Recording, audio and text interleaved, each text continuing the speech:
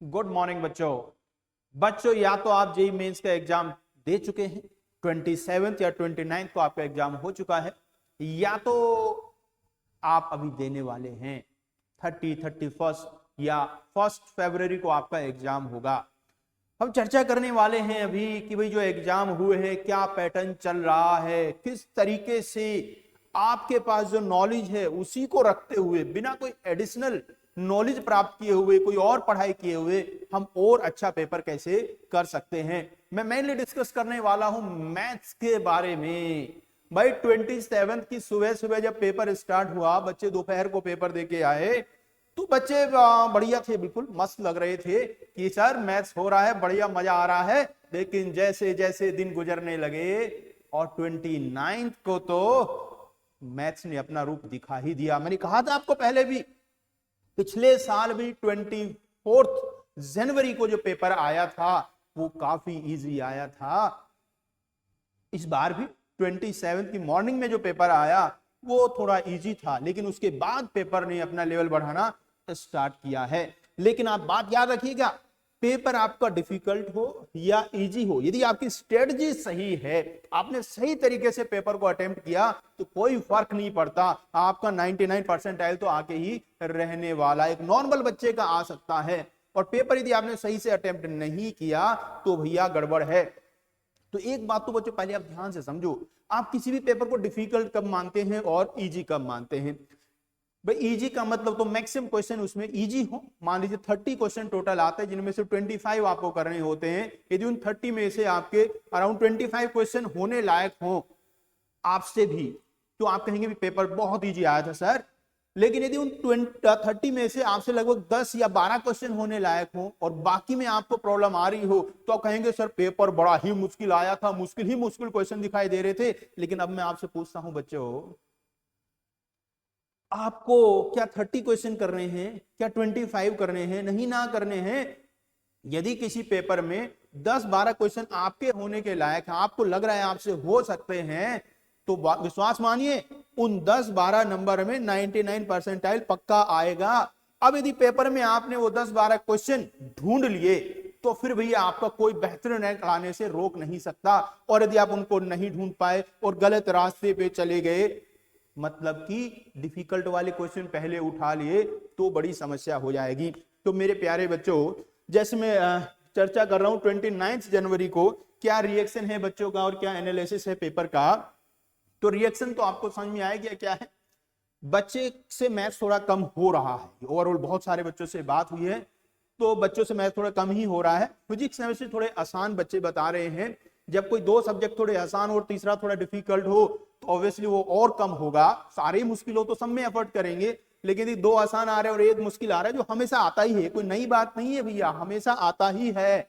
तो इसलिए लास्ट में आप मैथ्स को उठाते हो, क्वेश्चन कम होते दिखते हैं तो और कम उसमें हो जाते हैं। तो एवरेज जो बच्चे, एक नॉर्मल एवरेज बच्चा जो बता रहा है वो कर पा रहे हैं 7, 8, 9 क्वेश्चन, ऐसा एवरेज बच्चे कर पा रहे हैं। जो बहुत अच्छा बच्चा है वो आपका 12, 13 और 14 तक आपको जा रहा है। उसके ऊपर मतलब 15+ जाने वाले बच्चे बहुत ही गिने चुने हैं। इसका मतलब इस बात से बिल्कुल साफ पता चलता है कि अब जो 99 आपका होने वाला है वो 10 से 12 क्वेश्चन भी बड़े आराम से आ जाएगा। तो जो 10-12 क्वेश्चन आप करके आए तो 99 की बिल्कुल उम्मीद आप कर सकते हैं। इस टाइप का पेपर आया था। मैथ्स के पेपर के बारे में भैया एनालिसिस की बात करूं तो 2-3 वर्ड है भैया जो हर कोई बोलेगा ही बोलेगा। जब 27 मॉर्निंग की बात मैं कर रहा था पेपर की, तो मैंने कहा था पेपर में कोई लेंथी कैलकुलेशन नहीं आई थी, थोड़ा नॉर्मल पेपर था, कोई हाई वाले क्वेश्चन नहीं आए थे। लेकिन 29 वाले ने सारे भरम मिटा दिए हैं, वापस से अपने असली रूप में आ गया है। और मैं पर्सनली तो ये मानता हूं कि पेपर आपका मुश्किल है तभी तो असली टेस्ट है। आसान है तो कोई भी कर लेगा। मुश्किल पेपर में ही आपको पेपर कैसे अटेम्प्ट करना है इसकी आपकी एग्जामिन अच्छे से होता है कि आपको पेपर अटेम्प्ट करना आता है या नहीं आता है। तो भाई मैथ्स के पेपर में जो कुछ बातें हैं, वर्ल्ड फेमस बातें हर कोई कहता ही है भाई, जेई का पेपर हो और ये वर्ड ना हो, ऐसा हो कैसे सकता है। Maths was a bit tough, tricky and lengthy. भाई ये मैथ्स की ब्यूटी है। यदि मैथ्स में ये वर्ड यूज नहीं होंगे, क्या केमिस्ट्री में यूज होंगे? क्या केमिस्ट्री तो कर ही लोगे भाई। तो भाई मैथ्स के पेपर में जो वर्ड है, सबसे ज्यादा जो वर्ड यूज होता है उसका नाम है लेंदी। लेंदी तो होगा ही मैथ्स का पेपर। लेंदी होगा क्यों? क्योंकि भाई कैलकुलेशन तो होगी, थियोरेटिकल सवाल तो है नहीं कि आपने क्वेश्चन पढ़ा और आंसर आ गया, कैलकुलेशन होगी। 27th वाले में कैलकुलेशन थोड़ी कम थी, लेकिन धीरे धीरे लगातार जैसे 4 शिफ्ट हुए हैं, चारों में लेवल धीरे धीरे अप हुआ है। ट्रिकी देखो, मैथ्स में ट्रिकी तो हमेशा ही रहता है, इसमें क्या बताने की बात है। ये तो ना बिल्कुल पेट वर्ड है, ये यूज होने ही होने हैं मैथ्स के पेपर के लिए। लेंथी 27th मॉर्निंग का थोड़ा कम था। ट्रिकी तो खैर हमेशा ही होता है, कैलकुलेशन में सोचना तो पड़ता ही है ना कैसे क्या होगी। और अब पेपर को टफ कहने में भी मुझे कोई दिक्कत नहीं है। मैंने 27th वालों कहा था पेपर थोड़ा इजी था, 29th वाले को मैं उतना इजी नहीं कह रहा। मेरे कई बच्चे कह रहे थे सर पेपर तो बहुत आसान था, बस हम लोगों से हुआ नहीं। अरे मेरे प्यारे बच्चे, यदि आपसे नहीं हुआ तो और किससे होगा? और यदि आपसे क्वेश्चन नहीं हुए या आप कम करके आए हैं, बेटा इसी को तो कहते हैं कि पेपर टफ था। अब आपको वो सारे लग रहे हैं, अभी क्लास में तो सब पढ़ा हुआ ही है ना, इसलिए सब लग रहा है और भी हो सकते थे, लेकिन पेपर उतना इजी नहीं था। इजी तो बिल्कुल नहीं था भाई 29th वाला। तो 29th वाले के लिए, उससे आगे वाले के लिए भी कुछ बातें मैं आपको बता रहा हूं, उनको भी बच्चों बड़े ध्यान से आप समझ के जाएं। सबसे पहली अब क्या चीज इंपॉर्टेंट होगी है, क्वेश्चन का जो सिलेक्शन है, जो क्वेश्चन सिलेक्शन है वो और ज्यादा इंपॉर्टेंट हो गया है। वैसे तो मैं हमेशा ही बाकी सब चीजों से ज्यादा फोकस रखता हूं क्वेश्चन सिलेक्शन पे। क्वेश्चन सही सिलेक्ट किए आपने तो सिलेक्शन रुकेगा नहीं आपका। तो क्वेश्चन सही आपको सिलेक्ट करने हैं। मैथ का पेपर जो मुश्किल आ रहा है, लेंदी आ रहा है, ट्रिकी आ रहा है, तो क्वेश्चन सिलेक्ट करो भैया। उन 30 क्वेश्चन में से जो आपके लायक 10, 12, 15 जो भी क्वेश्चन हैं वो आप सही से सिलेक्ट करो, उन्हीं को आप सॉल्व करके आओ। किसी गलत क्वेश्चन में उलझोगे तो फिर सिलेक्शन होने में दिक्कत हो जाएगी मेरे प्यारे बच्चों। दूसरी बात, आपको जो फॉर्मूले हैं और बेसिक कॉन्सेप्ट हैं, देखो जी आपने देखा पेपर जो हमने देखे 27, 29 दोनों के ही लगभग सभी चैप्टर्स को ओवरऑल उन्होंने कवर करने की कोशिश करी है। किसी पेपर में किसी एक चैप्टर से कम आ गया, दूसरे में उससे ज्यादा आ गया, ऐसा रहा है। तो हर चैप्टर के बेसिक आप जरूर पढ़ के जाएं। और जो ये पेपर हो चुके हैं इनसे बिल्कुल भी डिसाइड ना करें। मानो किसी ने देखा कि भाई इंटीग्रेशन बहुत ज्यादा आ रहा है, अब आपने सोचा सर इंटीग्रेशन ही बहुत ज्यादा आ रहा है, इंटीग्रेशन को ही तगड़ा कर लेता हूं, बाकी को साइड में कर देता हूं। अरे बच्चे, पता नहीं आपके पेपर में क्या आ जाए। तो ये जो पेपर हुए इनको बिल्कुल भी आप बेस ना बनाएं, इनको बेस बना के पढ़ाई ना करें। पढ़ाई जैसे आप कर रहे थे वैसे ही चालू रखें। हर चैप्टर के बेसिक आपको आने चाहिए, बेसिक फॉर्मूले। अब बस आपको करना है कि बेसिक फॉर्मूले रिवाइज करो, ज्यादा चक्कर में मत पड़ो। और पूरे दिन ये भी मत देखते रहा करो 27th को क्या आया था, 29th को क्या आया था, फिर 30 को क्या, ये मत देखते रहो भैया। अब अपनी पढ़ाई पे फोकस रखो। ज्यादा देखने की इच्छा, थोड़ा एनालिसिस देख लो, बस बहुत है इतना।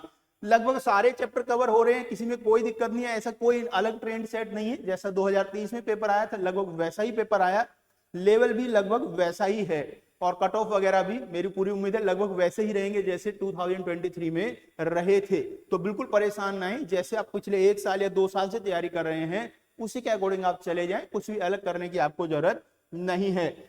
और क्या करना है आपको पेपर के टाइम, क्वेश्चन आपको सिलेक्शन बहुत इंपॉर्टेंट हो गया। एक दूसरी बात जो है टाइम भैया, टाइम। यदि आपका मैथ का पेपर थोड़ा टफ आ रहा है, फिजिक्स केमिस्ट्री थोड़े इजी आ रहे हैं, तो भाई मैथ्स के लिए थोड़ा टाइम बचा के तो लाओ ना। थोड़ा टाइम बचाओ, फिजिक्स से, केमिस्ट्री से, और किसके पास लेके आओ, मैथ्स के पास लेके आओ। यदि क्वेश्चन थोड़े लेंदी है, ट्रिकी है, तो उनको करने में थोड़ा टाइम ज्यादा लगेगा, इसलिए थोड़ा टाइम बचा के लाओ। कोशिश करो आप 1.5 आवर जब बचा हो तब तक आप मैथ्स के पास जरूर पहुंच जाए। 1.5 घंटा आपके पास बचा होना चाहिए, तभी आप क्वेश्चन कर पाएंगे अच्छे से। तो बाकी सब में बहुत अच्छा करें आप, जो पेपर इजी आ रहा है। अब हो सकता है ऐसा जरूरी नहीं है, मान लो 29 में मैथ थोड़ा डिफिकल्ट आया या 27 में मैथ डिफिकल्ट आया, बाकी कंपेरेटिवली हो सकता है आपके पेपर में मैथ थोड़ा इजी भी आ जाए। तो जो भी सब्जेक्ट इजी आ रहा है उसको बहुत बढ़िया से करो, जो डिफिकल्ट आ रहा है उसको भी जरूर करना है। एक बात और याद रखिएगा, एक बच्चा मुझसे कह रहा था सर मैथ तो बड़ा मुश्किल आ रहा है, ऐसा ना कर दो मैथ्स को छोड़ देता हूँ, फिजिक्स केमिस्ट्री कर लेता हूँ। बच्चों ध्यान रखो, जो आपकी रैंक आने वाली है उसमें मैथ्स का बड़ा रोल होने वाला है। भाई यदि पेपर कोई मुश्किल है और दूसरा आसान है, तो उस मुश्किल वाले पेपर में तो कम मार्क्स पे अच्छा परसेंटाइल आएगा ना, और आपको तो परसेंटाइल चाहिए। और जब आपकी रैंक निकल के आती है तो आपको पता होता है प्रायोरिटी पे किसको रखा जाता है, मैथ्स को रखा जाता है। तो किसी भी सब्जेक्ट के बारे में ऐसा सोचना नहीं है, हर सब्जेक्ट को करो जितना पॉसिबल हो पाए। और यदि पेपर कोई मुश्किल आ रहा है उसमें आपने अच्छे क्वेश्चन सिलेक्ट करके सॉल्व कर दिए तो आपकी रैंक बहुत बेहतरीन होने वाली है। तो यदि पेपर टफ आए, क्वेश्चन सिलेक्शन बहुत ज्यादा इंपॉर्टेंट है और टाइम मैनेजमेंट थोड़ा सा रखना है और सुकून से करना है भैया, ठीक है ना। कोई डिफिकल्ट क्वेश्चन भी आप कर रहे हो उसको बिल्कुल आराम से करो, जिससे गलत होने की कोई भी गुंजाइश ना हो, ठीक है मेरे प्यारे बच्चों। तो लगे रहो बिल्कुल मेहनत से और बढ़िया से बेहतरीन पेपर करके आओ, कॉन्फिडेंस से जाना बच्चों। बेस्ट ऑफ लक बच्चों।